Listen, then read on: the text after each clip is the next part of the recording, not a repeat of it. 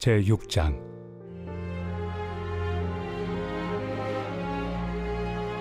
그런즉 우리가 무슨 말을 하리요? 은혜를 더하게 하려고 죄에 거하겠느냐? 그럴 수 없느니라. 죄에 대하여 죽은 우리가 어찌 그 가운데 더 살리요? 무릇 그리스도 예수와 합하여 세례를 받은 우리는 그의 죽으심과 합하여 세례를 받은 줄을 알지 못하느냐? 그러므로 우리가 그의 죽으심과 합하여 세례를 받음으로 그와 함께 장사되었나니, 이는 아버지의 영광으로 말미암아 그리스도를 죽은 자 가운데서 살리심과 같이 우리로 또한 새 생명 가운데서 행하게 하려 함이라.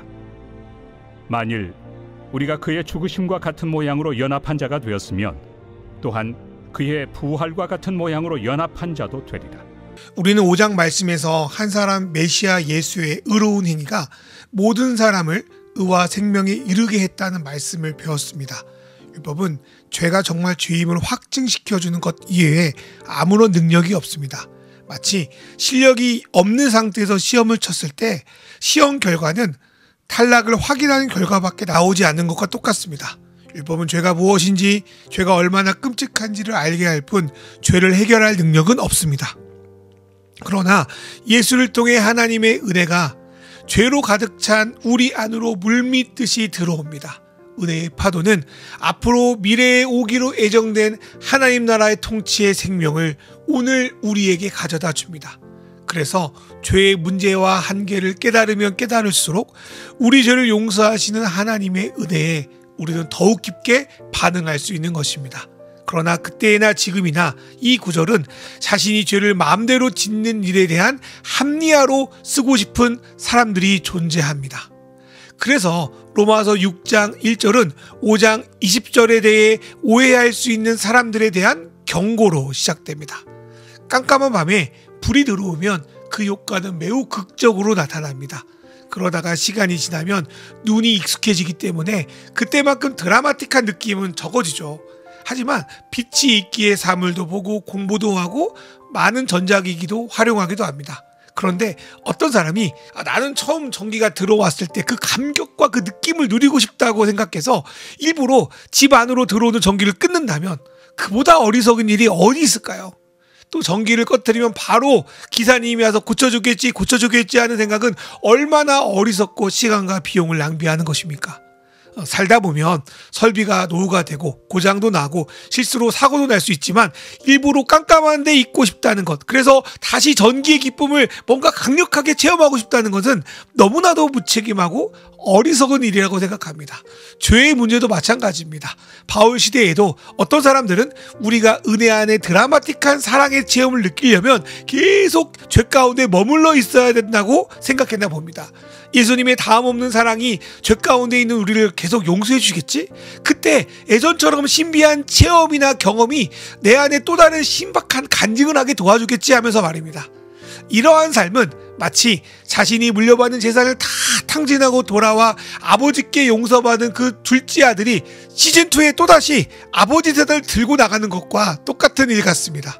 그러나 바울은 이런 생각에 대해서 단호하게 결코 그럴 수 없다고 말합니다. 이들의 문제는 예수 그리스도를 믿고 그 안에 들어오는 것이 어떤 의미인지를 잘 모르는 데 있었습니다. 만약 이런 악의적인 의도로 예수님의 용서를 계속 이용만 한다면 이런 사람들은 어쩌면 그리스도 안에 없는 사람일지도 모르겠습니다. 그러나 바울은 우리가 이미 그리스도를 통해 죄에 대해서 죽었기에 다시는 죄 가운데 살아날 수 없다는 것을 말씀합니다. 그러면서 바울 사도는 예수를 믿을 때 받는 세례를 그 예로 들고 있습니다. 오늘날 세례는 너무 쉽고 간편하게 또 제대로 된 신앙 검증 없이 받는 경우가 허다하여 세례의 의미에 대해서 깊게 생각하지 못할 때가 많습니다. 그리고 세례를 받으면 목숨이 이어받던 초대교회 때에도 세례의 의미를 모르는 이들이 있었던 것 같습니다. 이런 이들에게 바울 사도는 세례란 예수님과 하나 되는 것을 의미한다고 가르칩니다. 그래서 먼저 우리는 세례 받을 때 그분의 죽으심을 나의 죽음으로 받아들이는 것입니다. 예수님의 죽으심은 우리의 죄를 대신 받아들여 죽으신 것이기에 우리는 세례를 받을 때 우리의 죄도 함께 죽임당한 것입니다. 그러나 세례의 의미는 한 가지 더 남아 있습니다.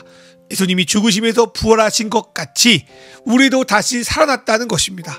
우리는 부활의 능력이 죽고 나서 혹은 예수님이 오실 때나 그 능력이 오게 된다고 생각합니다. 그러나 성경은 세례를 받을 때 주님의 부활의 능력이 우리를 새 생명 가운데 살게 할 수 있다고 증언합니다. 믿음 없이 세례만 받으면 이런 능력이 생기는 것은 결코 아닙니다. 우리가 받은 세례는 그리스도의 십자가의 보혈이 나의 죄된 옛사람의 모습을 죽이고 그리스도의 부활의 능력으로 새로운 삶을 살 수 있다는 믿음으로 받는 것입니다. 그럴 때 세례는 우리가 그리스도와 하나 되는 놀라운 은혜의 삶의 변화를 나타내는 강력한 의미와 통로가 됩니다. 하나님은 그리스도를 통해 우리를 자신의 자녀 삼으셨습니다. 또한 우리는 이제 우리 상황이 어떠하든지 세례의 보증을 통해 나는 죽고 예수로 사는 놀라운 신분의 변화가 일어났습니다. 우리는 이제 예수의 죽으심으로 그리스도와 함께 죽고 예수의 부활로 그분의 부활에 참여하는 자가 되었습니다. 우리가 받는 세례는 그것이 정말 맞는 것을 확인해주는 도장과도 같습니다.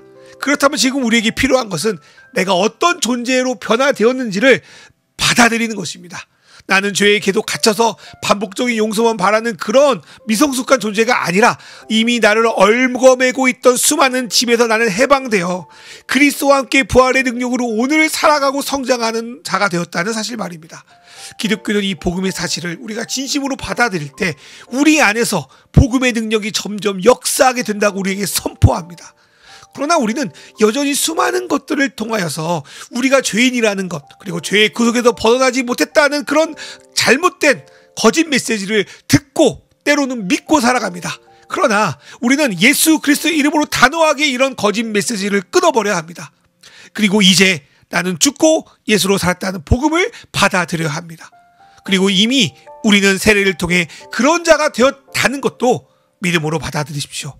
그래서 오래전 받았던 세례가 여전히 우리 안에 십자가와 부활로 계속 유효하게 재현되고 있음을 믿고 누리는 저와 여러분 되시기를 주님의 이름으로 축원합니다.